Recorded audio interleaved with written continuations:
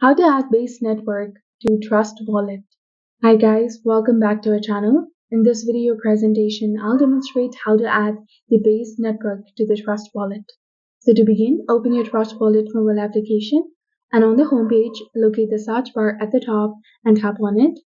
In the search bar, type Base to find and select the Base Network option. By tapping on Base, you can now add the Base Network to the Trust Wallet. Alternatively, you can add the Base Network by tapping on the circle icon at the top right corner of the home page. Then tap on the plus icon and select Network under Tokens. Search for Base in the search bar and choose the Base Network. If you prefer to input the Base Network details manually, tap on the Network option at the top and enter the required details. You can find the necessary details linked in the description box of the video for the easy reference as well. Simply copy and paste the details one by one, and then click the import button to complete the process.